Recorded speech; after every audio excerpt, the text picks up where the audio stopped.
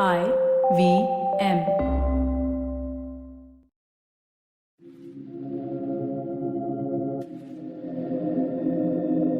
This is Audiogyan, and I am your host, Kedar.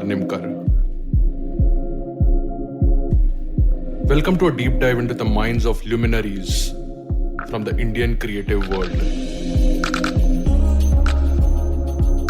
Today we have Ashish Avikunthak with us on Audiogyan. Ashish has been making films for past 25 years. His films have been shown worldwide in film festivals, galleries, and museums. He has a Ph.D. in Cultural and Social Anthropology from Stanford University and has earlier taught at Yale University. He is now an associate professor in film and media at Harrington School of Communication, Rhode Island. I'm totally honored to have him on the show. Welcome, Ashish, sir, to Audiogyan. Thank you for having me. Thanks a lot. So I'm not a film expert, but this episode is generally to document few of your ideologies and philosophies. And although I think the entire anthology is on Mubi, but I've just been able to watch few movies and come up with few questions. But before we begin, a quick call out to all the listeners saying that get a Mubi subscription and watch his films. So head on over to mubi.com after this episode. Cool. So, sir, I would like to start with like a most basic fundamental question and see how we evolve in the course of the dialogue. But who's a film artist according to you? Like, what's the difference between a filmmaker and a film artist? So, the chief difference between a filmmaker and an artist is a filmmaker is willing to make a narrative or a film that has been not just a film that he wants to make, but majorly a film that he is asked to make. So this asking can be in the form of a market demand. Let's say, if you're a Farhan Akhtar or a contemporary Karan Johar, you're a filmmaker because you're making a product. A product is something that is always fulfilling the demand of the market or the demand of the consumer. So a filmmaker is fundamentally an individual who is making a product. And there are also many kinds of product, right? One is, as I said, the usual one is something which is driven by the market, by the needs of the consumer. The second kind of a product could be commissioned, that somebody asks the filmmaker to make a film. Now, here the distinction is that the filmmaker is then making a product either that is, let's say the agency of the film work is outside the filmmaker, in the sense either the market tells him what to do or somebody commissions him to what to do. So that's the definition or the understanding of what a filmmaker is.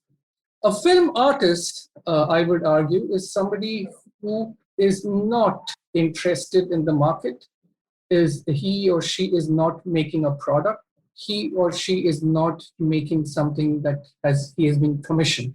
A film artist is driven by his or her own intentionality or his or her own desire to make something. And therefore, the work that comes out from such a process is not a product fulfilling a market requirement, but something that the film artist is interested in sharing. So this is the big distinction, that in the case of a filmmaker, the work is fulfilling a market desire, whereas in the case of an artist, it is fulfilling the desire of the artist to share something, which may or may not have a market potentiality. So even within the world of film artists, for instance, there are again two kinds. There are certain film artists, or when I'm here talking about film artists, I think certain artists, it could be of any form, either painter to installation artist to even a poet, that within the world of the artist also there are two kinds. One who is also trying to think to make a work which has certain resonance with the world, right? So the artist is trying to make something that he believes will resonate. On the other hand, there are other kind of artists, their only focus is to make. It doesn't make a difference if it resonates or if it does not resonate. So here one example could be, and so I'm totally left the filmmaker, right? For me, the maker is completely, doesn't have the agency of the self as an artist. But here I'm talking about the artist. There again, within the artist, just to reiterate, there are two kinds. One, who is making something that resonates with the universe, with the world. Another, who is making something just for the act of making. It does not make a difference if that particular object resonates or does not resonate. So here, the distinction in terms of examples, I could say that you can think of Van Gogh, for instance, as a good example of the most radical version, where the idea of making the work is more about just making. It is not even important if the work that he or she is making or sharing to the world resonates with the world or not. Whereas in the other category, I would put somebody like Picasso, for instance, and we're just talking about two more or less contemporaries, although they were not really contemporaries, but late 19th, early 20th century artists. Picasso was very smart, extraordinary genius. So he knew what he was going to make will resonate the world, either in some form or the other. The other great artist would be, for instance, Andy Warhol. When he's making these kinds of objects, he knew that it will resonate with the world. So these are the distinctions. I think I fall between. I'm not trying to compare myself to any of them, but I think my work for me is the very act of making is important for me. Sharing is the secondary element. For me, making the film is more important than sharing. Sharing happens, like in movie, for instance, these films that you're seeing were made from 1995 to 2015. In these years, all my works were very rarely seen in a mass public sphere, right? They were shown in galleries or museums or universities. And I also never made any attempt to kind of look for a public audience. So for me, the important thing was to make. And so, for instance, some of these films that you're seeing are really having a public exhibition after they were made nearly 20, 25 years ago. Oh, interesting. That's the intentionality. That's the distinction. Yeah. And since you mentioned about Van Gogh or Picasso, I've not read much about it, but there was Marcel Duchamp also who tried to challenge stuff. So is there something similar within the artist field as well, that who are just rebellious to like Sudhir Patwardhan also, right? He wants to make a point, or he's trying to express certain things which makes social impact or which makes cultural movements. Is there any layer to that? So, for instance, I think Marcel Duchamp, I will put him squarely within the genius world, right? Because even for an artist to rebel, that has a deep resonating theory to it, right? I will only rebel because I know if I make something, somebody will resonate with me. In the case of a rebellion, it is a provocative form so that people react. And you're right. I think Sudhir Patwardhan is a great example within the world of contemporary art, who is very provocative in the way he produces. Because the fundamental important thing for Sudhir and for Marcel Duchamp is that they believe that their work will resonate. There will be a dialogue. For me, I must admit, I'm not really even interested in a dialogue. I'm very happy that the dialogue is happening. But for me, the making of the film is itself the end in itself, right? So one could argue that I'm being indulgent. I would be fine with that accusation. For instance, and here I would kind of invoke, let's say, the history of Indian literary form, right? For instance, if you look at Indian literary form, and there are many kinds, right? You have the Sanskrit form, and then you have the non-Sanskrit, which are more ephemeral. You even have something that we don't even have any evidence of, because they're completely oral, are the forms emerging from non-Sanskrit societies, which could be Dalit-based, which could be Adivasis.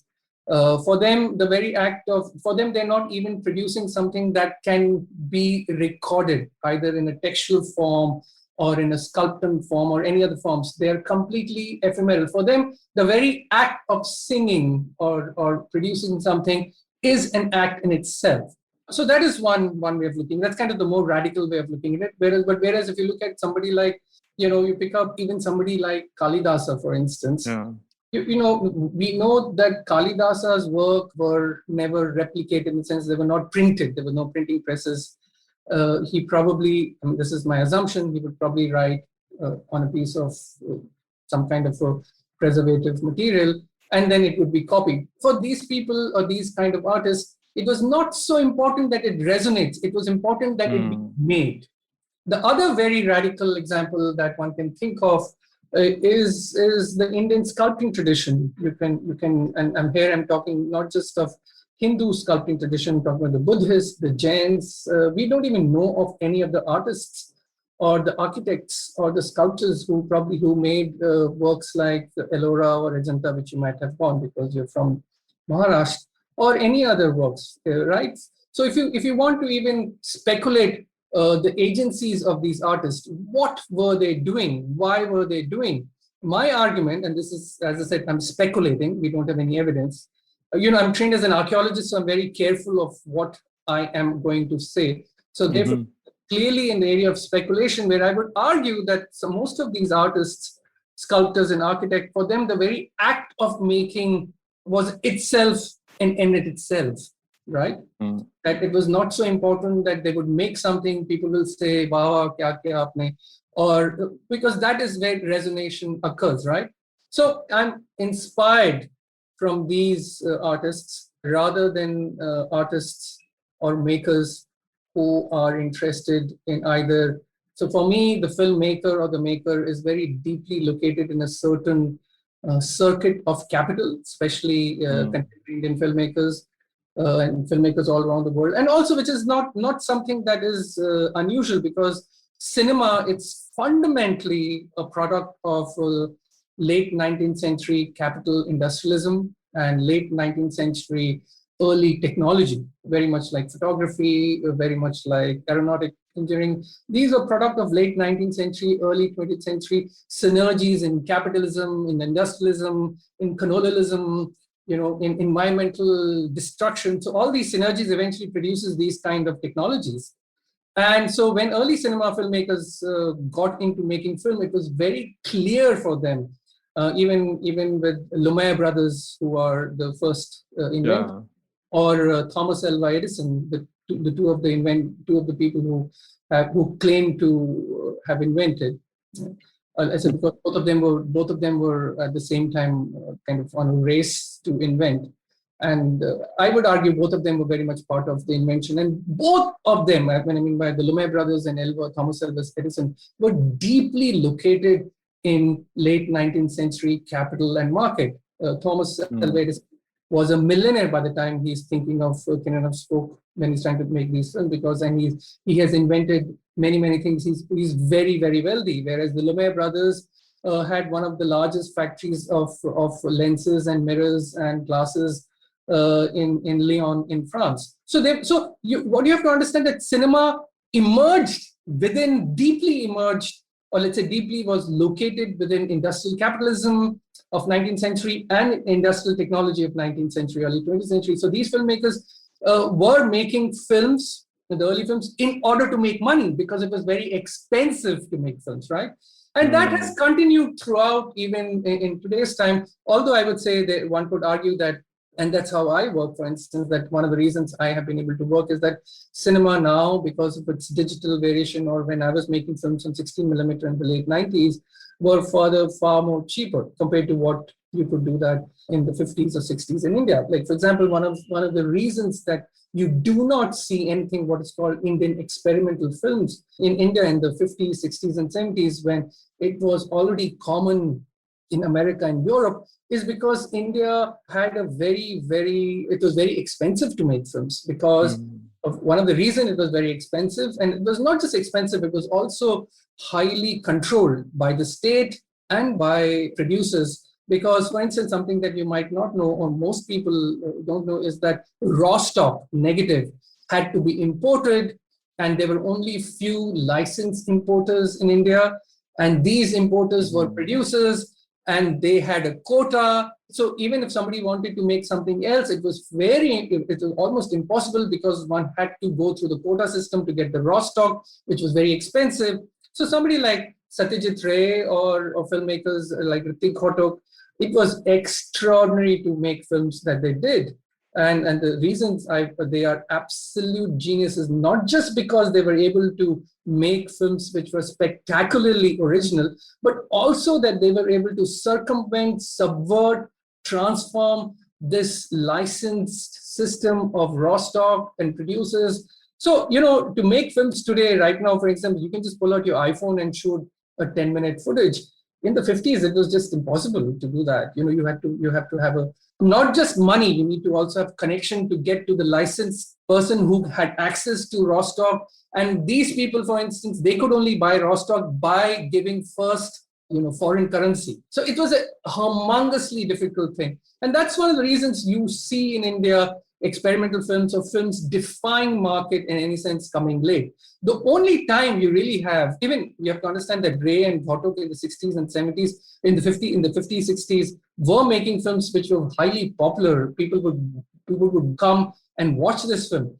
And therefore, the earliest moment of experiment in India is happening in 1967 to let's say 60s, late 60s, when Films Division, which is a state organization, is able to give money to make films. And these were experimental films made by filmmakers like S.N.S. Shastri, Pramod Pati in the Films Division, so Sukhdev, because the state was supporting them. And the second big moment, which happens in 1969 onwards, which we call the Indian parallel cinema, or the Indian new wave, also happens because of state support. So this is something important, that these films which defies market is only possible because there was state behind it. If, let's say, the state was not behind it, I would doubt if the market forces in India would have ever allowed a film like Uski Roti, or even a film like, a film that I admired quite a lot, Gautam Ghosh's Par, made in the 1980s, any of these films to be made, because the market, unfortunately, the Indian cinema market is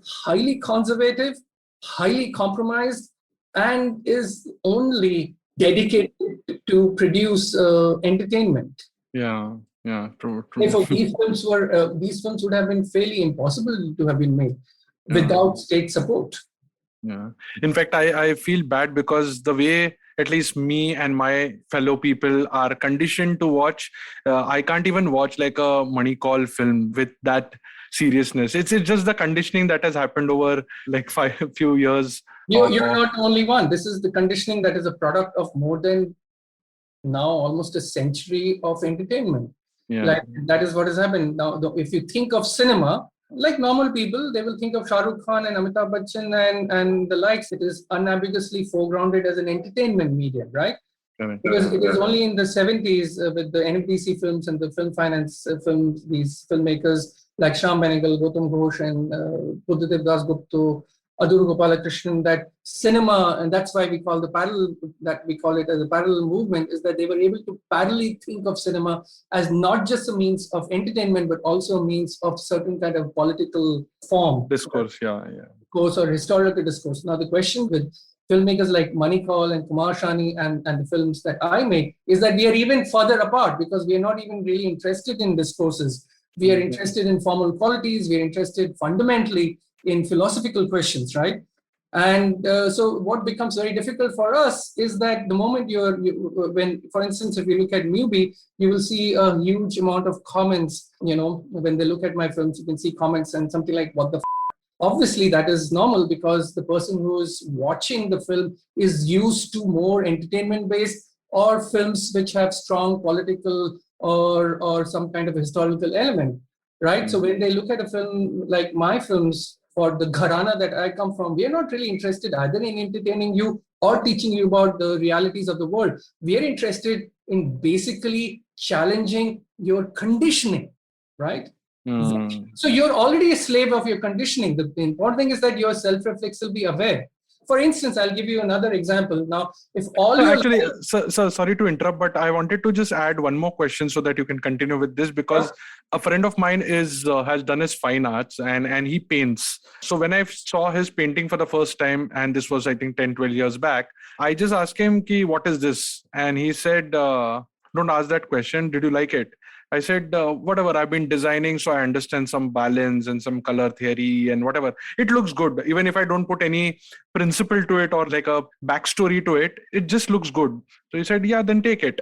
And that was like a sort of a changing moment or a epiphany moment for me to understand that there is something called as art, and you don't need to really decipher or interpret it. So on that lines, what is the definition of abstract then? How abstract can you go? Because your films, whatever I've seen, could be like, I have a follow-up question on that about the bus one. But yeah, you got the question, right? It's but like, how do you define? I want to hear your follow-up question. But before that, let me, I'm going to finish what I was thinking, and then I'll come back to your painting question.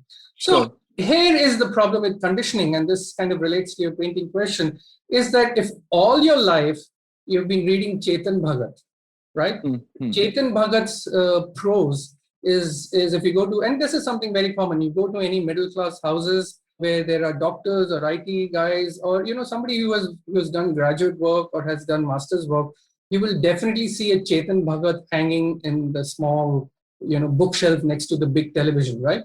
Now the issue is that if all your life, if Chetan Bhagat is epitome of your literary reading capability, if I give you, for instance, Samuel Beckett or even Shakespeare, Borges. against Shakespeare, you just will say, what the hell is that? Why is that happening? It is exactly what you have mentioned, is that you've been conditioned, right? All your life, you've been conditioned to read something, to watch something which is very, very banal, which is very, very based on market ideologies. The reason Chetan Bhagat is in the bookshelf or of an IT professional is because that's the only thing that circulates within his world. He would never, this IT professional will never go into a bookshop and go into the philosophy section, because that is something not important, or even to literary fiction, right? So what I'm trying to argue is that what has happened with cinema in India is that for 100 years, one has been conditioning the audience on the basis of what I've told you earlier, the market ideology or the market form. Right? So it's extraordinarily difficult for audiences to break away. For that, the audience has to work. You have to cultivate your taste. You have to work on it. Cultivation is a very specific thing. Like, when you cultivate a crop, it takes months and year for something to come out. So you have to actually, it's a daily activity if you're a farmer, or, which is something common if you have a flower pot in your balcony, you have to work on it every day for it to become large and give, become a blooming flower. So it's exactly the same thing. One has to, the audience, whoever is interested, you have to cultivate your senses.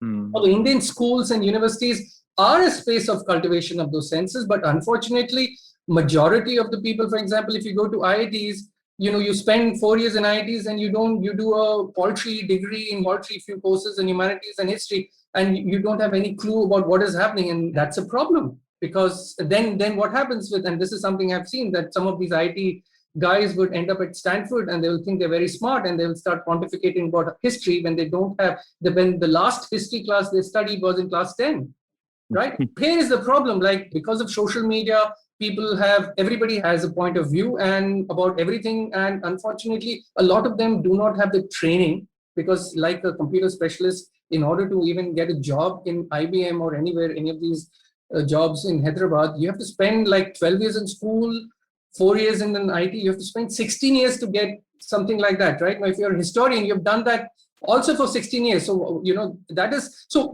these are examples. What I'm trying to suggest is that my kind of films are difficult films, and it requires the cultivation of mind, right? That is very important. And getting back to your question on the painting, it is exactly the same. The person who's painting has a highly evolved visual, sensory imagination. Now, a painter, for example, if somebody is, let's say, if the friend of yours went to JJ School of Art, for instance, right? Or if he went to Vishwabharati to do his undergraduate intro, that's 5 years For instance, if you have to study painting in India, you have to spend 5 years, unlike if you have to become an IT professional or engineer, it takes 4 years. So you have to understand that the person who's doing painting has a highly evolved sensorial form, not just of creating something, but also visualizing, right? Now, so that is, and suppose if he has done an MFA, we're talking about 5 to 7 years of highly rigorous form of thinking and evolving visual form, right?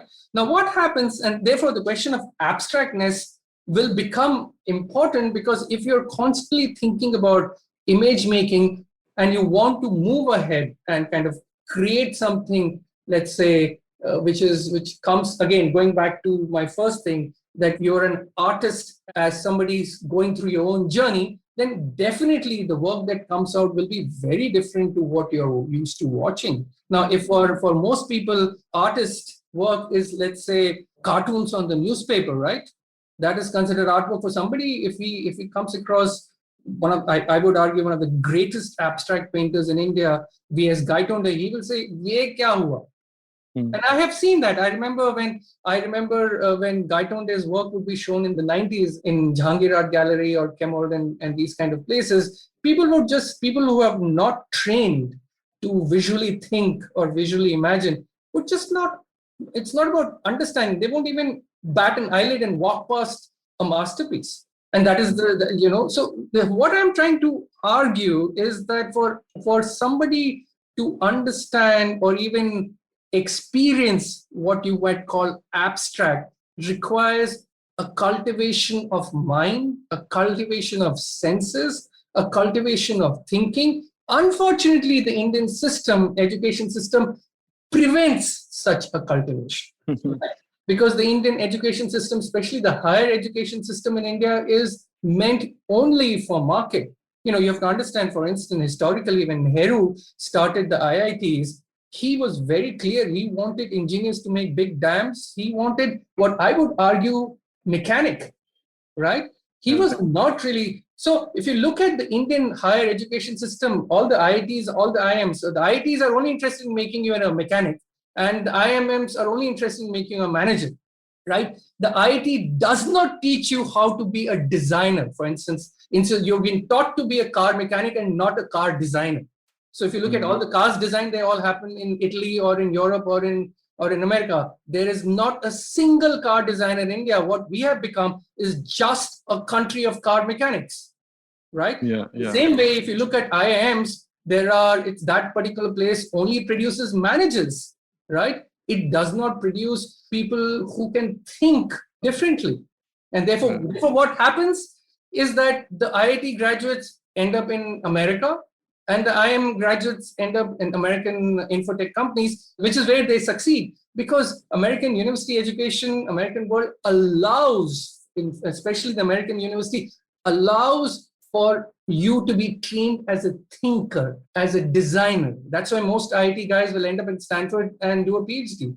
And this, for instance, I had a very personal experience, because I was one of the few people in Stanford from the Indian community who was not an engineer, who was not coming from management school. I was trained as an archaeologist, right? So people just get flummoxed. Is that what is? And they would ask me, "Acha, Stanford mein archaeology department bhi hai?"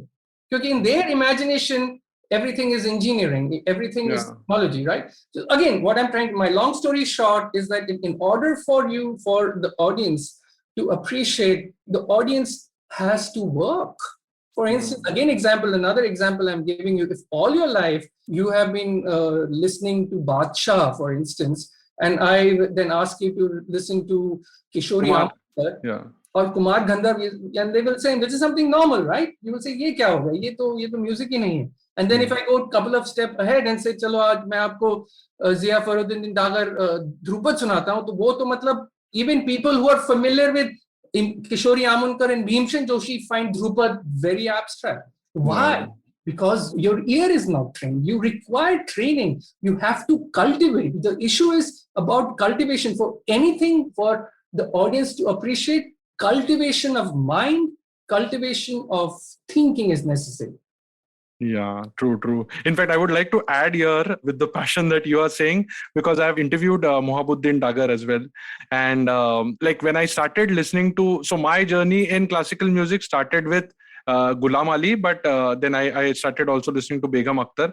And when I was exposed to Kumar Gandharva, it's actually painful for the first probably 1 year where you can't like turn on the volume correctly, because he can just like express something which is very time bound, and then so it's a very different experience altogether. And when I started hearing his interviews, he was even saying that like I'm not going to do a farmaish, I'm singing for myself. And So and that's exactly, where that unfolds the entire that is narrative. exactly why Kumar Gandharv is an artist. He's not a Yeah, maker, right? yeah, For yeah, yeah. example, I would say Kishore Kumar is a maker because he's been told to what to told. I mean, he's, again, keep in mind when I'm talking about the distinction between maker and artist, I'm not talking about the ability.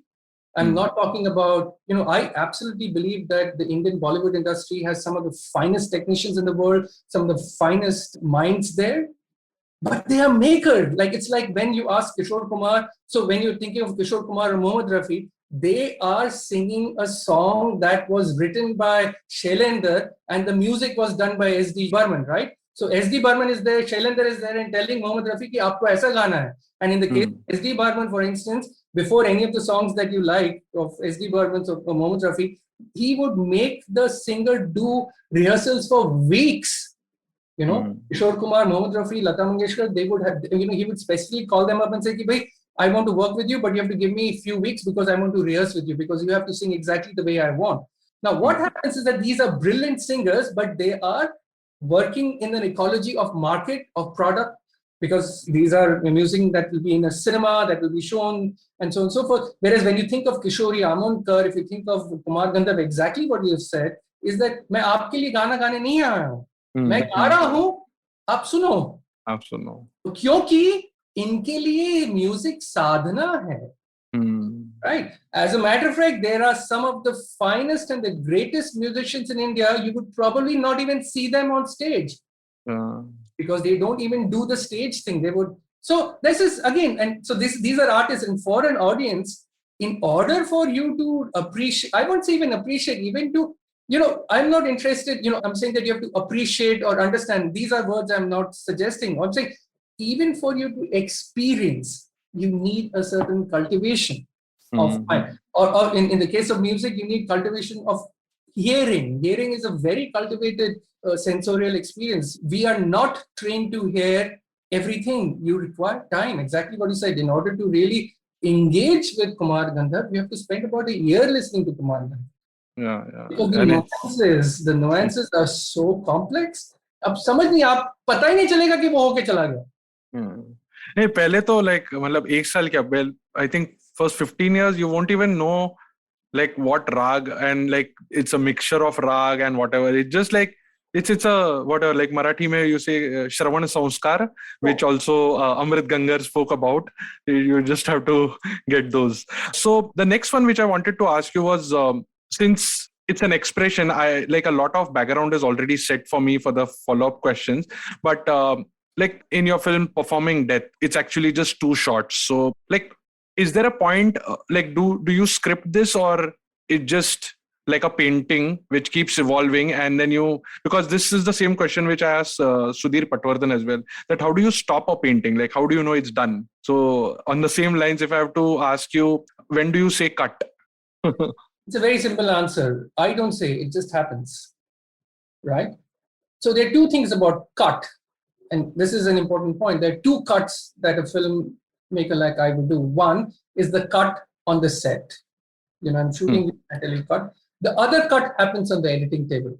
Both the cuts are not a product of just me understanding this is the time I need to cut. It is the relationship between me and the particular moment, or me and the particular frame. Now, that is located within the context that I am trying to think through. So, my films, for instance, let's say when you talk about Performing That, that's a great example because, for instance, I did not even know that this is going to be a film. what I did was that Park Street Cemetery in Calcutta, where I shot the first sequence, is a cemetery that I have been visiting for since I was in school. It's one of the oldest cemeteries in India, dates to 1767. And it's something very, and I've done scholarly work on it. I've written an article, a historical article on it. I've shot there a few times. And what is very, very interesting about this cemetery is that it is actually one of the earliest non-denominational cemetery in the world. Now, let me explain you what it means. Is that most cemeteries before 18th century would be denomination. So you have to be part of a particular Christian denomination. Either you're a Jesuit or you're a Catholic of a certain kind, or you're a Presbyterian, or you are something else. So, and you would, all of these sects would have their own church, and only you will be buried in the graveyard of that particular denominational church.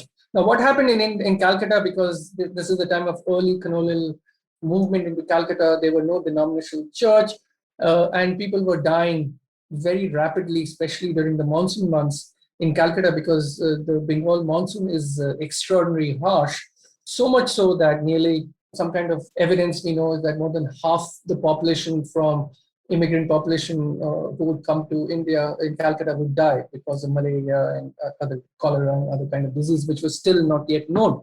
So what happened is that during monsoon, the couple of churches, the only 2 or 3 churches in Calcutta in the 1750s and 1740s would just get clogged because there were too many people dying, and there were fear of diseases being outbreak of disease. So that is when in 1767 that this particular cemetery was set up at that time about 6 kilometers, 5 to 6 kilometers outside the colonial city. And I found that cemetery I find that cemetery stunning because it is a very affective place, because it's a place of death. And most of the people buried there are from 1767 to 1890s. And majority of them have died young. There are epithets about people dying at as young as 2.5 months old infants to lieutenant colonel dead at the age of 22, fighting or dying of some kind of disease. So it's an extraordinary place of sadness and affect. And I was very moved by it because Calcutta, because there's also a very threatened part of the city. Big buildings are coming up and slowly. So the present cemetery, which is the South Park Cemetery, is just 1/5 of the larger cemetery complex that existed. As I said, about 60, 70, 80% is already destroyed. So it's, for me, it is about, it becomes, that image becomes a sense of a contemplation of death, which is dying, right? This is a cemetery, is a space of death, which is dying, right? And so I just decided to shoot very specifically. The only thing I knew that I want to do it in one shot, and it will be slow shutter. Therefore, they have these kind of movement. And then the second sequence is of a Dhunuchi Nach in front of, during a Durga Puja. And I just decided to just merge both of them because I believe it produces a certain kind of conversation of 2 forms of death. Now, what is that conversation? Why is that conversation? I'm just going to leave it to the audience to decide. And often some people would read it because these kind of films are my kind of films. I refuse to spoon feed, right? Because it is the audience and how cultivated you are, for instance, that you will extract meaning from it. Yeah. Meaning is given. In that context, the question of cut, there were, after walking, I don't even know when I decided to stop the camera in both the cases. And when we were editing, when I started to edit, it was something, it's just a matter of a moment. It's very difficult to give you a rationality for a cut. Yeah, I get it because, so there are 2 things here. One is, even you don't know when you're going to say cut because it is evolving and it is just unfolding in your mind and in the lens also maybe. So that's one. And the second is, which is a question that, so I'm little inclined towards spirituality. A friend of mine stays in Kolkata, Belur Mutt, and he was suggesting to read Kathopanishad. Although I couldn't read it, but I just know like some basic of it. But because I know I could relate or connect with the movie, or at least sit there and watch it for that 118 minutes or exactly what the time is. But if somebody doesn't know, now if I go back and watch Performing Death, maybe I'll have a different understanding of it. So do you feel at least giving like a precursor to it, or no, just like you just watch and then No, but it's your journey, right? It's not. I mean, I'm just creating a form. How you interpret it, how you engage, how you navigate is your journey. That's not my journey. Interesting. Cool. So talking about journey, the next one was, in fact, I was watching one interview on Mubi itself, I think on Instagram, about like the interview was Abbas Kiarostami, and he was saying ki, I like movies which put audience to sleep in the theater. In fact, I'm paraphrasing it loosely. He prefers films that put their audience to sleep in the theater, but those are the films that keep me awake all night. You can't forget them easily. In fact, they're playing so much in your mind that you feel cheated at times. And I could experience that after watching your films also, because the guy is just walking and the camera is behind. In fact, it has in multiple movies also. And finally he lands up in a small pond or sort of a river, and he disappears. And me and my wife just shut the laptop there and said, hey, this is part one, let's consume it, let's think over it for some time, and then I continued the next part later. So how do you arrive at it, and why do these moments, or why do these scenes stay longer in your head? You have spoken about temporality. Maybe I would like to explore that bit. Yeah, I mean that's exactly, I think, what Abbas Kiarostami is talking about is the experience of time in the cinematic form, which is like almost when cinema emerged. Again, I'll do my history lessons. I think that's important. Is that, you know, when cinema emerged for the first 10 years, 15 years, from 1895 to 1910, 1915, film scholars, and there is a very important film historian called Tom Gunning, he argues, or he has suggested, that this moment from 1895 to 1910, 1915 is what he has argued, or the term he uses, a very beautiful term called cinema of attraction, where he says that the early filmmakers, or the early, and especially about the early audience, is the early audience were going and watching films not because it had narrative. They were watching because it had an attractive event. Now, here is a very interesting thing, is that when you watch TikTok, if you're watching TikTok or Facebook, you will see you constantly flickering because you're just seeing that particular moment of dance or some kind of an act, and you're going. So early cinema, for instance, was very much like TikTok, or let's say TikTok is very much like early cinema, is that people would consume these moments of attraction. They did not have any narrative, neither did they have any idea of time. For instance, early cinema, for instance, was all about, like, one of the greatest examples. However, by middle of 19 teens, like around 1915, you have the rise of what we call epic narrative cinema with Griffith, the great American filmmaker, who makes these really epic films, which were driven by narrative. They were no more about attractive events. One of the reasons why was that people, where the scholars argue, but by 1910, 1915, people were getting bored of these images of just the camera moving in a car or a bus or a city, that they infused it with narrative. Narrative of a very specific kind. This is the narrative of 19th century novelistic tradition. So the 19th century, so for instance, the whole of later half of 19th century, you have the epic novels. You have Charles Dickens, Proust, Tolstoy. These guys are writing epic realist novel, narrative which is captivating, which will hold you. You pick up a book of Tolstoy which runs into 600 words, 600 pages, you would start and you will not want to keep it, because that's the narrative pushes you. The story pushes you, for instance. Now, cinema, as the birth of cinema, is that cinema is about a certain kind of time, very active the scene, which by 1915 dies. Narrative takes over.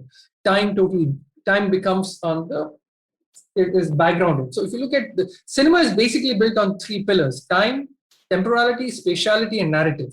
Early cinema was fundamentally temporality and spatiality. I would say fundamentally spatiality, then temporality, and no narrative.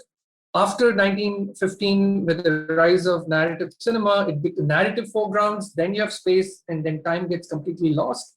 Time becomes important only with filmmakers, so nearly for the next 50 years, narrative is the mainstay. This is for the first time the breaking of this happens with filmmakers like Robert Bresson, Ingmar Bergman, Michelangelo Antonioni, the great filmmakers of the 60s and the 70s, who are trying to break narrative. They're very interested in time. Antonioni is a great example.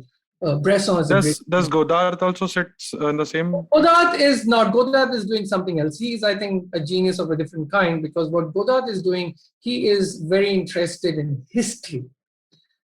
I think of Godard as a historical film. Every shot, every frame of his deals with history. He's really not talking to you. He's talking to somebody else who's in. So his work is very historical. I think later Godard, like the Godard that you see now in the last 20 years, is interested in time.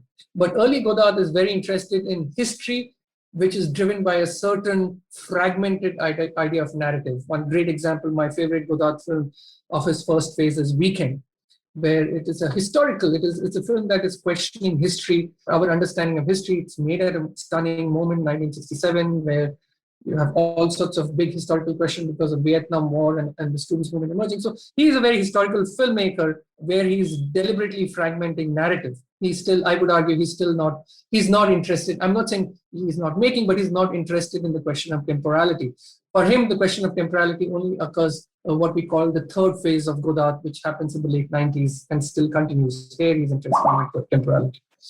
Now, so my argument would be that Godard's later work is more temporally driven, whereas my point was that in 60s and 70s, you have filmmakers like, and specifically Antonioni, Bergman, Bresson, obviously Andrei Tarkovsky, Sergei Parajanov. These filmmakers are the first filmmakers in the world of narrative cinema. That's something important. This is in the world of narrative cinema that they are foregrounding time. Now, in the world of experimental cinema that you see in the European in the 1930s and 40s, and then obviously in America in the 1940s, 50s, 60s, they are not really interested in narrative at all. They will kill narrative. They kill narrative completely, especially the American experimental filmmakers like Stan Brakhage and Michael Snow. They're not interested in narrative at all. They are not even, I would argue, interested in time. They're interested in the formal quality of image, right? So, filmmaker. Is it, can it be loosely called as the technical aspect of it? Like how No, to. I would not know. It's not about technicality. It is more about formal quality. For instance, the very fact that you're looking at me through a Zoom thing, right? The color red, for instance, has a formal quality to it. So what if I play around with this color red, right? For instance, I will show you another. So you have these two kind of colors. Now, if these are the formal quality of the frame, right? This maroon and this maroon are two different kinds of maroon. Now, what if I make a film which is just dealing with these two colors? Oh, interesting. Okay. No, not about technology. It's a formal quality. So these filmmakers are also called formal filmmakers. There's another term for them. They're also called structural filmmakers. They're interested in the structure of the image. When we mean by structure, the quality of color, the quality of grain, the quality of, let's say, even focus. So one of the greatest experimental filmmaker of that time is a filmmaker called Ernie Gare, for instance. What he does, he keeps his camera in a college corridor, and all he does is moves the aperture just to see how it moves. And that's a 30-minute film. And so you have many, many filmmakers like that trying to. So these guys, so the American experiment, so in experimental filmmakers, they are formal, structural, with a very strong temporal element to it. Whereas you have in America, mainstream American cinema, deeply dedicated to narrative cinema.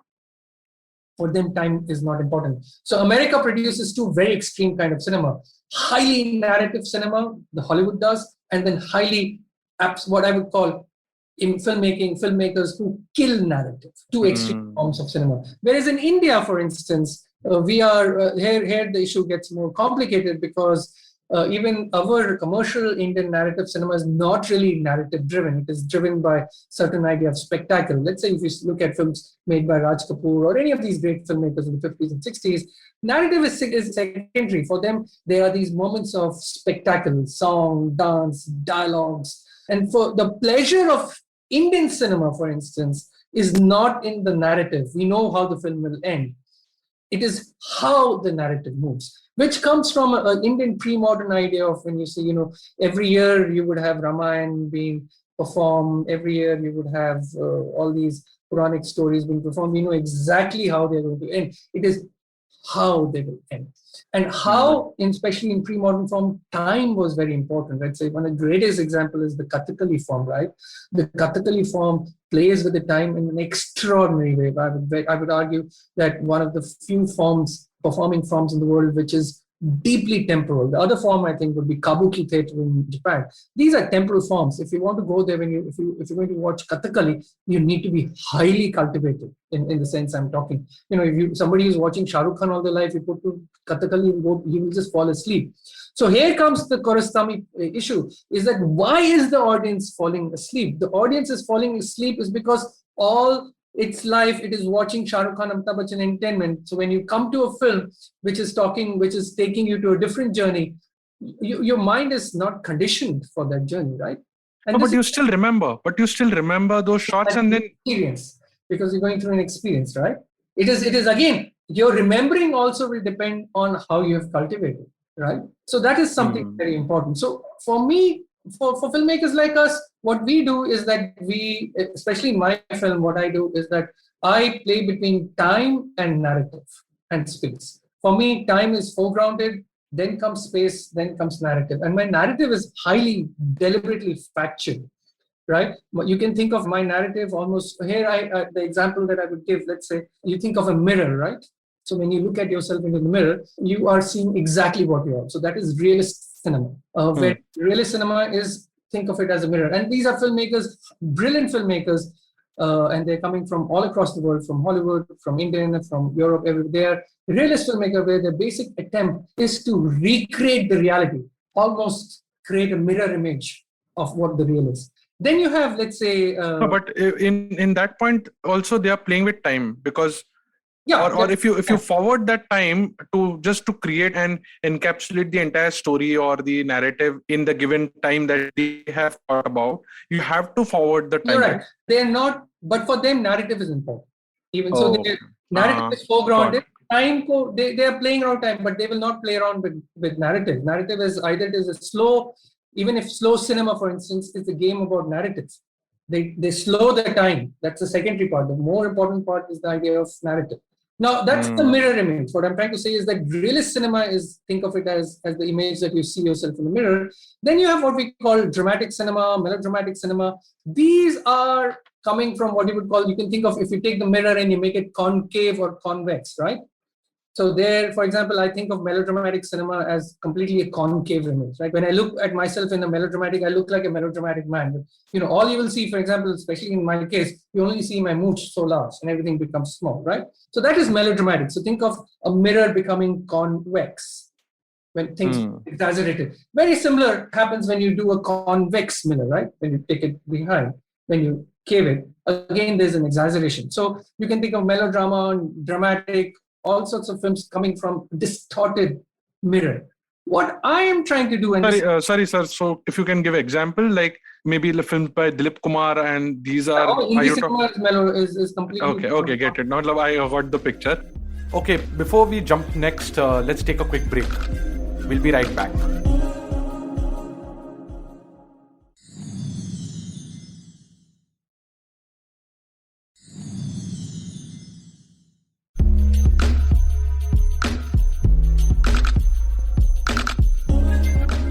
Okay, welcome back to the show.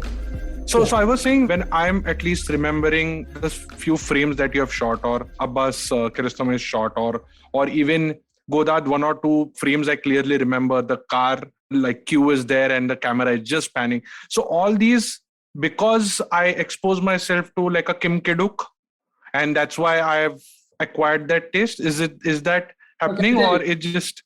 No. What we are trying to do, let's say I'm not going to claim to speak for Kiarostami or for Godard. What I'm trying to do is that in my frame, my mirror is broken. So what you see is fragmented narrative. My mirror, मैंने mirror को ही तोड़ दिया. ठीक है? आपको जो दिखेगा वो टूटा. Yeah, you think of it, when you're in a glass, you're standing in front of, not even a mirror, just a glass, and you have multiple reflections going from. You see not only yourself, but you also see what is happening behind. So I work within that framework. I would argue filmmakers like Godard would also do that to an extent. They're interested in fragmenting narrative. So what we do is I would argue even like people like Manikol, Kumar Shani, this is how I would theorize. For them, They are not really interested in the mirror, which represents reality. They're not interested in convex and convex mirror. I would say they are interested in either images produced by a broken mirror or images produced by a transparent glass in which you not only see your own image, but you also see what is happening behind. So therefore, what happens is that if you're all your life, you're used to watching yourself in a mirror, looking at yourself completely, or you're used to watching exaggerated images, the moment you're put in front of a broken mirror or a glass-like reflecting surface, you are confused. You're not used to it, right? So here, I think what I'm meaning is that could be that you've been watching King Kiduk or you're watching other filmmakers, or what I would argue that even if you watch, it's a process, right? It could be many journeys. So, for instance, I came to cinema thinking watching Guru Dutt. For me, I think of him as complete master of this kind of filmmaking, and for me, he's just the ultimate in my. I started watching him when I was a teenager, and then obviously Ray Ghotok and the whole of it, and then over the years I've devised my own fragmented narrative. Now, what happens in fragmented narrative? Because our narratives are fragmented, time suddenly emerges, time rises. That's the idea. That by fragmenting narrative, there is this. For me, in my films, time becomes central because it is not just the mirror, or let's say the glass or the broken mirror. It is also how you see yourself seeing yourself, right? It becomes a. So if one of the ways of thinking about my film or viewing my film is that when it is not what you're watching, but what is happening to you when you're watching. Yeah, I get that. But the problem is that is a difficult thing because you're always spoon-fed when you're watching, right? You know, who's the father, who's the son, how's the thing going to happen, you see car crashes, everything is there. But when you see a film like mine, here the problem happens because you're not used to that, because here the trick is to watch yourself watching something. Yeah, it's brilliant. You brilliantly put it, and because I have some experience with Vipassana and certain meditative practices, I think I completely get what you're trying to say. Although it has to sink in, but I'm at least resonating with it. Needs to sink in. You don't even need to understand. Yeah. Yeah. No, so I'll skip the next question because I would like to know, but since it negates the question of Godard saying every edit is a lie. So because now I've understood that playing with the medium itself is different. So you know what Godard is doing? Godard, as I said, when I said he's not really interested in you, because he's interested in the history of what he is doing, right? So if you get and also with Godard, he's a very, very deeply historical artist. Every frame, every cut has a very distinct. He's making a very distinct conversation to the history that he is part of, which is European cinema, which is European history, which is European cinema, which is, if you want to understand Godard, the film to watch is not any of his film, but to watch his video film, which is Histoire du Cinema, which is a 6-part, 6-hour long, or 8-part, 6-hour long film, where you see exactly what Godard is interested. Godard is not really interested in telling a story. He's not interested in even being a political commentator. He's interested in having a conversation with a certain historical entities, which often only he knows. And all we can do as viewers, so when you're watching a Godard film, it's a very interesting thing, is that you're watching Godard having a conversation with somebody that you don't know. And so therefore what you have to do in the case of Godard, the whole act of watching the film is figuring out, Arey Baba, kisse baat kar raha tha, ye samajhna padega. Which obviously is a very difficult thing to do because that's a conversation that Godard is having with somebody. But his films resonate is because of this mystery. This is again my interpretation. This is how, when I watch Godard, this is what I do. अच्छा ठीक है, आप दो दिग्गज लोग बात कर रहे हैं, मुझे अच्छा लग रहा है आपका बात सुनना. Which is also, let's say, when you watch, again, something that you were saying, when you listen to somebody like Kumar Gandharv or any of these great masters, Kumar Gandharv, the sadhana is with Kumar Gandharv and his music, right? We're just an audience having, all we can do is see this conversation. If we say, हम आप समझते हैं, तो आप बेवकूफ हैं. उस गलती में नहीं आने के, कि नहीं आप हम समझ गए आप जो कह रहे थे. वो बोले कैसे, मैं आपसे बात ही नहीं कर रहा था, आप समझे कैसे? इस सिचुएशन में क्या होता है कि you have to just see, the privilege is to be there. Yeah. That is something that you have to understand, especially in the context of Godard. So your films, again, this is my observation, that your films are trying to express some truth like death. right? And like, or facts of life, especially the soliloquy section of that film. But then why? Like, why? Because films, I get what you're saying and where you're coming from, but then yeah, I mean, the question is lame. Sorry, but yeah, it is. I can answer it in depth. I'm glad that you realize the question is lame. However, Yeah. I would answer it. So there are two things. What you have just said tells more about you than what about me. Because it is something that you think I am doing. And it is, for me, it's absolutely correct what you're thinking. As a filmmaker, आप जो सोच रहे हैं सही सोच रहे हैं, पर वो सच है ये जरूरी नहीं. Correct. सच मेरा सच है, वो ये आपका सच है. अभी आप जहाँ बैठे हो, you're sitting I'm sitting in Calcutta. You probably have your own reality. I have my own reality. And in your case, your reality behind you is blurred. In my case, you can see, right? So when I'm looking at you, I'm also looking at your blurred space, and I'm trying to make interpretation. अच्छा, ये कमरे में बैठे हैं या studio में बैठे हैं, इनका बेडरूम है कि कहाँ है, right? That I must admit, this is the first thing the moment I see a blurred image, which is very common in Zoom nowadays, I think of what kind of location you're in, right? So what you just said is not lame or not even enlightening, because what it is your truth. You are viewing my film, and that is your truth. It is not important if my film is really about death.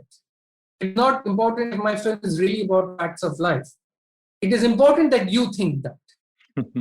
Yeah, this is I get what you're saying. It's convoluted because it is very difficult to see yourself seeing something, right? Which is, again, you've been to Vipassana, you have certain training, or you've cultivated yourself as a meditative. You understand what meditation is, right? And especially in Vipassana is all about observing yourself, how you observe. Yeah. Now, that is exactly what I'm trying to say in my films. That is what becomes very important. It is important how you view what you view.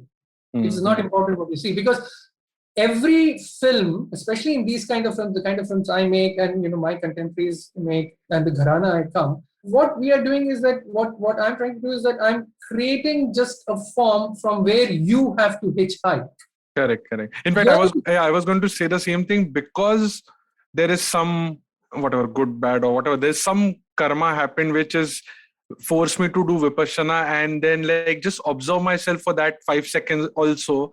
Maybe that has given me this insight that when I'm watching a film like a soliloquy or something like that, I'm observing myself what is happening to me. But if that faculty or that training is never happened, then it's just boredom, or then it's just maybe like, yeah, kya chal raha hai, right? But yeah, I'm now completely fascinated with the thought which you're sharing. So last two questions. I did interview with Amrit Gangar as well, and he quoted Kumar Shani saying, a film need not be watched all the time.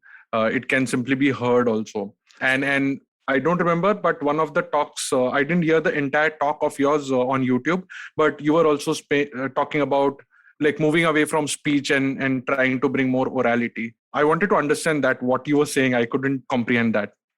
So that is in the context. So if the films you have seen are, I would say they are my early works. They're like, I would say from 1995 to about 2005, 2007, 2010. Most of my films are image driven.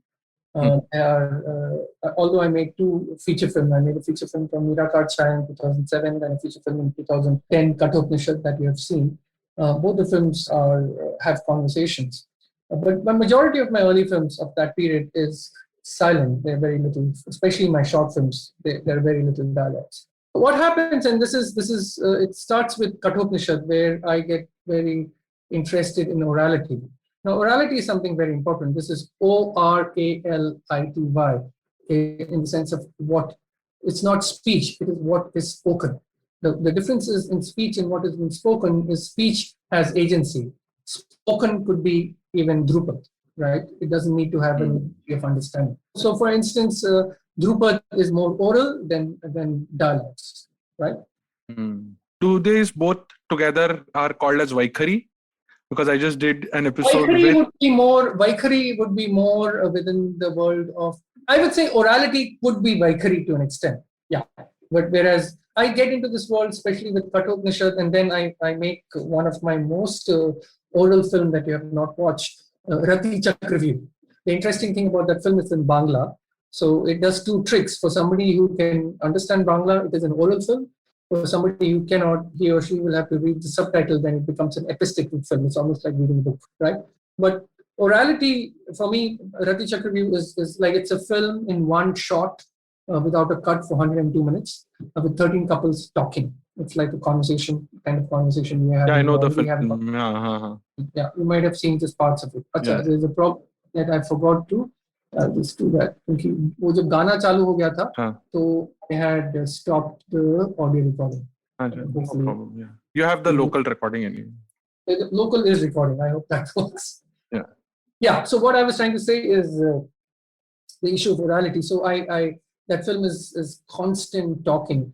Now, what I do in that film, and also in Kathopanishad to an extent, is that I'm very, very interested in the oral, because oral is more primordial. It is more primal for a very simple reason, biological reason, that when the fetus in the mother's womb, the first faculty, the first sense faculty that the fetus experience is the oral, is the faculty to hear. And so hearing is more primordial than talking or seeing, right? Yeah, and enduring. Yes, obviously, because I think what happens with hearing is that it is more biologically primordial. It seeps in. It is much more faster for you to react, right? So what I do in my films, and especially the later film, is that I foreground the orality along with the temporality. So narrative is completely extinguished. It is not erased, but extinguished, right? It's still there, but simmering. It's like almost like the ash of a fire, but it is, so I extinguish it, whereas I foreground it with orality, which is very temporal, because oral is temporal. The very act that I'm speaking, you also experience time. Whereas visual is not temporal. Visual, you can move back and forth and it just doesn't make a difference. Whereas hearing, you have to hold on to, right? You can pass forward a musical thing and understand. In fact, podcast, it's an opaque medium, but it's a very linear medium. You have to listen. You can't just like forward or skip, or the people have tried 1x, 2x, 3x speed, but it just doesn't sound right. So for me, cinema over the years has become a very oral medium. But again, it's a visual medium where I foreground the orality. And Kumar is right. It's just not Kumar, money, everybody. Once you get very deeply into this kind of world, you realize that the visual is just an excuse or something else. And that is very, very, very much what I believe in my films. Visual is just let's say it's just the lollipop to pull you in, but something else is really happening there. And again, for the audience to engage with that, one has to realize that visual then becomes a tempting lollipop for you to enter into a very, nuanced world, a complex world. For that, it is not important to understand. It is only important to engage and not get bored, right? And so therefore, orality becomes very, very important for me. And also, I wanted to say something which I totally forgot. Why is oral important? Oral is important because historically, India is or let's say Indian civilization is fundamentally oral civilization. And here we have to understand that the Vedas, for instance, were never written. They were orally transmitted. So, and so if you look at the Vedic form, you look at the post-Vedic form, even the Upanishadic form or the later forms, India is fundamentally, when I mean by India, I'm talking about Indian civilization, which means the gentle Indian civilization, is fundamentally an oral civilization. An archaeologist friend of mine who works in India had something very beautiful to say, is that we, in ancient India, we never made pyramids, we never made huge monumental structures, but what we did is something unique all across the world, is that we made oral epics of monumental nature. For example, Mahabharata as an oral. So here you have to understand the faculty of the neurological faculty of the human being. For example, 100,000 verse Mahabharata is memorized, recollected, stored by a community, right? It talks a lot of the neurological faculty of ancient Indians. And here again, it is, the only thing that we know that exists is Mahabharata, but It's a similar kind of oral world that existed in the Adivasi societies, in the Dalit societies, which are ephemeral, which doesn't exist because and this is something historically very important, the only reason that the Sanskrit epics stayed is because they were written down, and only those who could write were upper caste and wealthy and powerful, because writing in ancient India was powerful. And this is something so here you have to understand, again, I'm just kind of divulging into the politics of ancient India. The very act of writing something means you're already hegemonic. Whereas ancient India, across all societies, across all castes and creed, was fundamentally an oral society, where a community of people would build monumental edifices of orality, not physical edifices like pyramids and large cities. And this is something that is very, very important, very, very unique to the Indian civilization, because, and that is something that inspires me. Therefore, that is where I'm coming from. That is where the orality becomes more important than the visuality. Beautiful.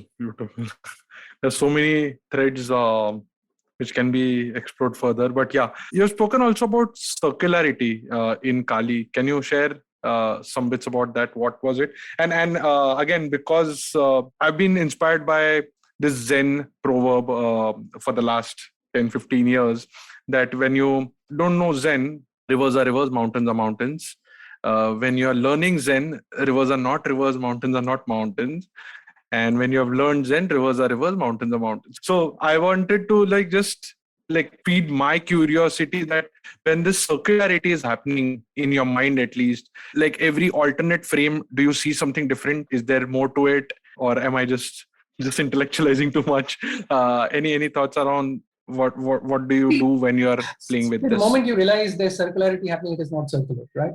That is exactly where your Zen proverb is very important. The moment you know that the moment you know that you're doing something circular, it ceases to be circular, it becomes linear.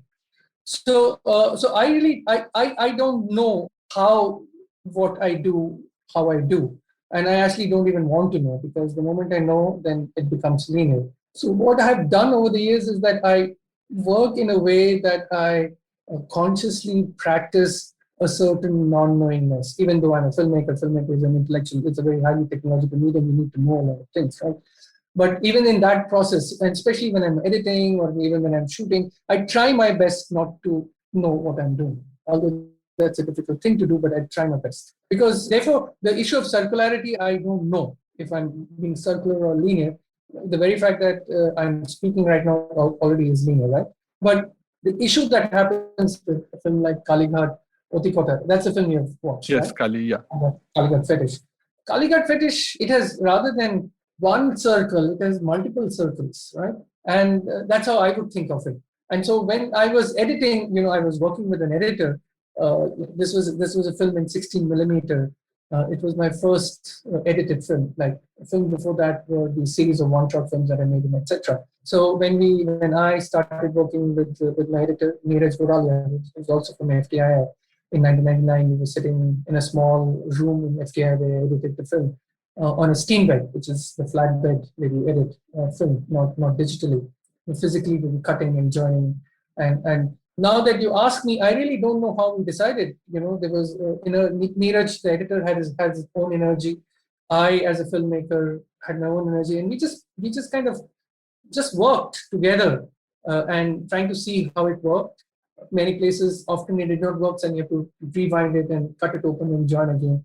Often it was completely that moment, ये है बस ठीक है.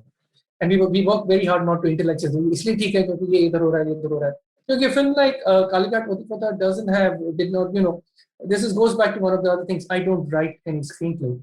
So most of this maybe I'm trying to just वो conditioning की वजह से मैं कनेक्ट कर रहा हूँ. मे बी वो chaos में ट्रुथ दिखता है, तो may be it's just that. Conditioning का प्रॉब्लम है ना, chaos में ट्रुथ दिखता है, ट्रुथ में भी chaos दिख सकता है. I don't know. Again, there's again a very famous saying within the Taoist world, right? Those who speak do not know, those who know do not speak. The very fact that they are speaking means that we do not know. So at times I think you just leave it. I often it's very difficult for me to talk about cuts. When do I stop? When do I cut? Because it is so deeply intuitive that I don't even know. It is this. In fact, the last question was only that. In fact, second last, because the last one is pretty open-ended. But the last question was that you're playing with the film, you're playing with like a editing table, you're playing with some thoughts, and for a painter, it's still colors and a canvas. Because you have multiple medias working at play. I don't know whether you are conscious about using lights or just like sunlight hai ya jaisa hai. Is there a struggle at what lever do I play and express my thought? One of the things about filmmaking is that it is not a singular, it's a medium with not just one individual. I'm not a poet, I'm not a painter, I'm a filmmaker. It is my relationship with my collaborator, with my cinematographer, with my actors, with my sound designer, with my editor, also my relationship with the driver who takes me to the location, to the boatman who. So these are relationships these are very, very important relationships in any filmmaking process. In some films, I do use lights, so we have to work with the people who come with light, the light boys, the generator guys, and as a director, I find it very important for me. A film is produced in synergies, in relationship with these people. But how are these relationships built? These are relationships that are cultivated. For instance, I have been working with a cinematographer for about 15 years. My sound recorders for 10 years. The sound designer, I just came back just before I spoke to you. I was with my sound designer, we were thinking and working together. And these are relationships, right? These relationships are cultivated. These relationships are cherished. And the film that you see, for example, again, getting back to Kalighat Kotikotha, Neeraj was an editor at FTI when I used to spend time there. I'm not an FTI graduate. Neeraj was an editor, and we just became friends. And we became friends by drinking tea, watching films together. It was never decided that I will ask him to edit my film. Neither did he say that, oh, you're making something I want to edit. And we just started talking. And by the time we edited Kalighat Kotikotha, we knew each other for about 4 or 5 years, right? As people with similar kind of, well, not even similar, with people with whom you can have some kind of a conversation, right? And once I finished shooting, I said, "Yeah, do you want to edit?" He said, "Chal, dekhte hain kya hota hai." And then that's how we happened. And that's how I work with people. It is again, for instance, when I'm working with actors, I never do a audition. I never do audition.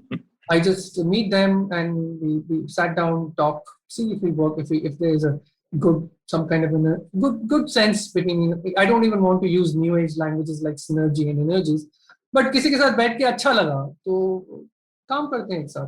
तो ये बहुत important है, वो किसी के साथ बैठ के अच्छा लगना, फिर उसके साथ एक साथ काम करना. तो इसमें जो एक मेरे लिए बहुत important मोहब्बत जरूरी है. एक दूसरे के प्रति मोहब्बत, एक दूसरे के प्रति एक केयरिंग, उस तरीके की सिचुएशन बहुत जरूरी है. नहीं तो ये फिल्में ऐसे नहीं बनती. Because I don't work professionally, I don't work commercially, I can't pay these people who work with me what the market demands. They respect the kind of work I do. For example, I've been working with a DOP for 15 years.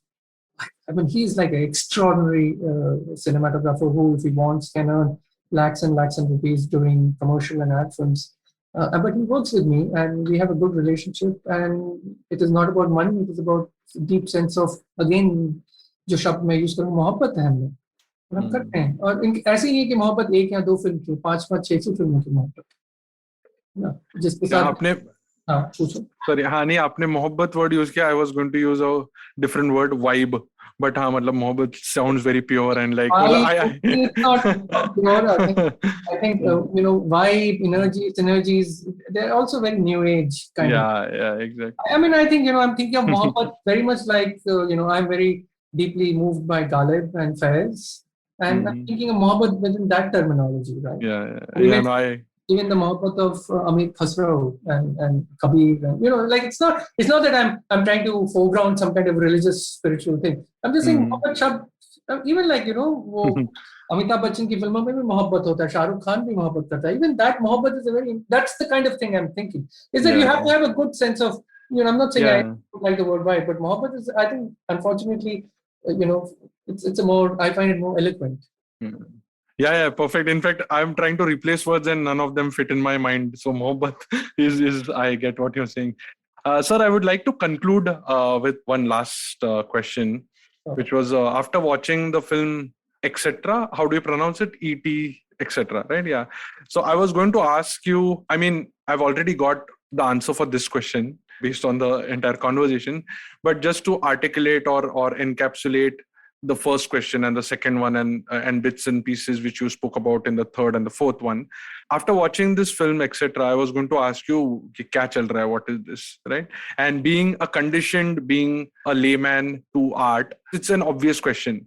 But what I want to ask you is, what sort of question would make sense after watching a film like this? All sorts of questions. Kya chal raha hai is a very brilliant question. Nahi yaar, matlab then you're not even starting the inquiry. No, but that is, sometimes inquiries are not necessary, right? Why do you think an inquiry is necessary? I don't think so. Inquiries are necessary. Then you'll never get out of the conditioning. Or you have already gotten out. The very fact that you're watching Etcetera, you've watched 32 minutes of Etcetera, means that you have already broken the conditioning. No, but my fellow friends and designers and hopefully some listeners, I would like to, because I struggle and I've seen this, because it so happens that I'm barely scratching the surface, but someone who has probably got into it can articulate much better to. But that's where the problem is, because these are questions that is important for you, not for the film, right? Film तो बन चुकी है, वो तो 20 साल 25 साल पहले बन चुकी है, बहुत लोगों ने देखी है, बहुत लोगों को समझ आई, बहुत लोगों को समझ नहीं है, वो इम्पोर्टेंट ही नहीं. Important है कि how you, so therefore this question, I think if you go on Mubi, you will see some comments, and in Etcetera there is a very beautiful, I think one of my favorite, it says WTF question mark. And I think that's a great response. What the yes, because that is a response to the person who's watched it. I think he's asking himself what the and I think that's a very important question. What does it mean to even say that, right? For me, if you ask me क्या हो रहा है, मेरा बोलना कोई जरूरी है नहीं, मैंने बोला भी है क्या हो रहा है, पर वो मेरे लिए, that is my truth, right? इस कमरे में बैठ के मैं कलकत्ते में बैठा हूँ, पसीना आ रहा है क्योंकि फैन नहीं चल रहा है, मुझे पसीना आ रहा है, ये मेरा सत्य है. आपका सत्य है, आप जहाँ बैठे हो और हम दोनों एक दूसरे के साथ बात कर रहे हैं, right? So when you are watching a film like etcetera, even if you get bored, that is itself a very important, that's what I think Abbas Kaustam is talking about. Even the very act of sleeping is a response to a film, which basically is something that you have to go through. Even when I watched films, when I watched very difficult films that I was not familiar with, I would also fall asleep. मैं अभी भी मुझे कभी-कभी नींद आ जाती है film देखते. And this is not the fault with the film, it is the fault with me, right? When you're asking what the question is exactly the opposite. What the is with me, not with the film. So I think here the question, what I'm trying to do is, again, it's important to, the idea that you are aware that you're struggling is a great moment of experience. Right? No, but you teach at schools also. So there must be some initial point to get over that friction, to get over that understanding that I don't know that I don't know. I'm not a sermonizer. What I teach, I have a very, I'm an academic also. So what I teach history, I teach technical stuff, how to, let's say, write a film, how to edit narratives. I also teach history of Indian cinema. I teach history of European cinema. I teach, but these are, teaching is also just one element, right? I can only teach after you watch the film. I can only teach after you have read the book, for instance. And then teaching is also a form of dialogue. Just like one person talking just is not exciting. So when I mean by teach, what I'm trying to say is that the question that you're saying is that, yes, I teach, but I don't teach how to watch. I teach that you watch. Wow. The important thing is just to watch. It is not how to watch. There is no how to watch. The important thing is कि आप 1.5 घंटा बैठ के देखो, ध्यान से देखो, नहीं समझ आया, अगर आपको लगता है आपको नहीं समझ आया, फिर से देखो, फिर भी नहीं समझ आया, फिर से देखो. कुछ फिल्में मुझे आज तक नहीं समझ आती, मैं बार-बार देखता हूँ. I'm going to be, I might, a film like, it's not just even profound filmmakers like Tarkovsky. I really enjoy watching Sholay or, it is not big. So I think what is important is I think what I teach is to watch, not how to watch. Because what has happened in today's media ecology is that you have TikTok, Facebook, you just name it. Like we are living in a universe of what I will call ubiquitous filmmaking, ubiquitous moving images. Moving images is now more consumed than written text. And unfortunately, what happens with consuming moving images that you really don't watch. You just see. There's a difference between gaze, watch, see. And then one of the most profound thing that happens in Indian system, for instance, you have two very powerful words. You have nazar. Nazar is not watching, nazar is not seeing. Nazar is very specific form of watching. And then you have another brilliant word, darshan. Darshan, which I was going to say. Not seeing, darshan is not watching. It is when eyes are doing something else. So that is what I try telling students is that you have to cultivate. Because unfortunately, during their time, your time, this time, is that we are so bombarded constantly with moving images because that's the only source of information, only source of entertainment, only source of, you just think of it, it's the only source for everything to an extent, right? You can today be a very smart individual just by consuming moving images from on Twitter, Facebook, anything. You don't even need to read an article, but you know the state of the world because there's television, there's films, constantly. But however, what happens in this kind of ubiquitous image, this world of ubiquitous images, is that we don't know how to watch. We don't even understand the idea of darshan. Hamare waqt kya hota tha ki for me, for instance, is that moving image was such a pleasure, not a pleasure, it was so difficult to access. I used to, I lived in Pune for 2 years. The only reason I was in Pune is that I wanted to watch films at the National Film Archive and the Film Institute. And I lived in Yerwada, if you know Pune very well. From Yerwada to Prabhat Road, I would bicycle every day just to watch films. So just to watch 1 3-hour film or a 2-hour film, I would bicycle 21 kilometers every day. So for me, then when you go to main theater in FTI or you go to the theater in National Film Archive, wo ekdam darshan ho jata tha. Ekdam, because that was such a precious moment of watching. And often, I remember one of my, Gurudat humne bahut baar television mein dekha tha, but the first time I watched Gurudat on 35mm, I was completely shocked. Let's say a film like Pyasa and Kaagaz Ki Phool, I watched it in main theater in FTI because every Sunday afternoon would be the Hindi cinema 35 screening at FTI, and I would go and watch it. I mean, it's quite mind-blowing experience to watch on 35mm with a huge screen. And it was like a darshan to me, right? And I think that is what I would like to cultivate, ask the present audience to cultivate. That unfortunately, because you're constantly being bombarded with watching, that we don't even know कि भगवान आके दर्शन देके चला गया, है ना? ये नहीं समझता है क्योंकि आज आप कहते हैं वो you will watch a film on YouTube, वहाँ पर मनी कॉल की भी फिल्म है और हजारों फिल्म है, आपको लगेगा अरे मनी भी वैसे ही, you will watch on a small television or a small screen or on your phone, and then just because वो होता नहीं है क्योंकि भगवान आजू बाजू में ही है पर आपको पता नहीं दर्शन हो चुका. So I think हमारे जमाने में क्या होता था, at least in me personally, I mean, I changed my life just to watch film on big screen. I was in Bombay and I moved to Pune. I ended up doing a degree in archaeology, which I didn't even know I wanted to do because that was the easiest degree to find in Pune University.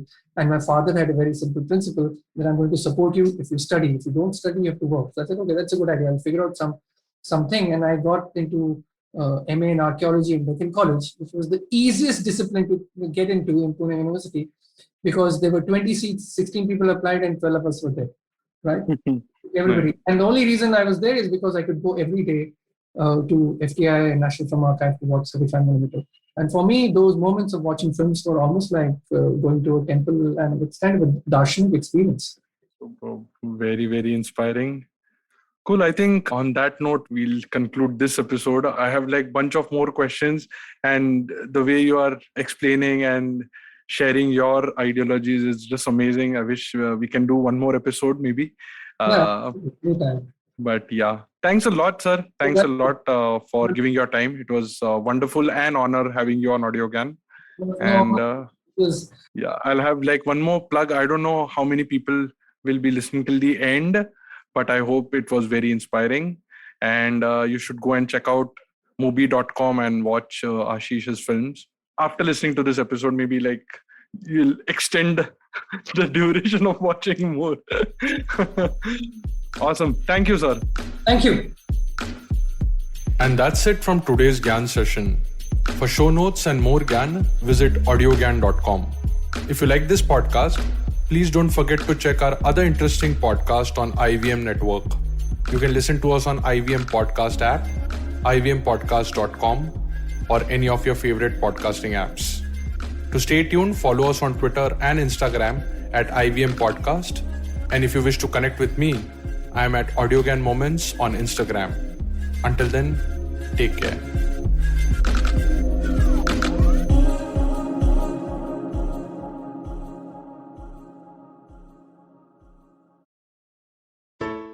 Hello! It's been a great week on the IVM Podcast Network. On This Round is on me, Gauri is joined by Shweta Nanda. They talk about the financial independence and how it is to be a woman entrepreneur. On Anish Thing, Anish welcomes ultra-marathon runner Shivani Gharat. Shivani shares her journey of how she ran her first marathon, the mindset of a runner, and what it actually takes to run a full marathon. On Cock and Bull, Cyrus, Naveen, Akash and Shreyas talk about the Korean band BTS serving in the military and its repercussions. On Think Fast, Varun and Suchita discuss Wing Greens and their latest acquisitions and about the Indian sexual wellness market. And on Shunya One, Sheila Datya is joined by Dinika Bhatia, CEO and founder of Nuttigritties. They talk about coming from a business family and Dinika's journey in creating healthy and guilt-free snacking. Once again, don't forget to visit our merch store on ivmpodcast.com. We have some exciting new merch out there for you. Also, do follow us on social media. We are IVM Podcasts on Twitter, Facebook, Instagram, and LinkedIn. And do remember to spread the word about these shows and any other shows you might be listening to. Appreciate them, rate them, and review them wherever you are listening to them. You can also check out all our other shows on youtube.com/IVM Podcasts. And finally, we would like to thank our sponsors this week. Volvo XC40 Recharge, Bumble, Heads Up for Tails, Kotak Privy League Program, and HDFC Mutual Fund. Thanks guys, without you this would not be possible. Do you often find yourself surrounded by conversations about Web3, blockchain, NFTs, DAOs? What are these terms and how do they affect our future on the internet? So many questions, but don't worry, we've got answers to all your questions. Hi, I'm Eklavya Bhattacharya, and on our show Future Proofing, we try to decode the impact of these future technologies on various industries with experts and tech enthusiasts. Tune into new episodes coming out every Thursday on the IVM Podcast app and the website, or wherever you get your podcasts from.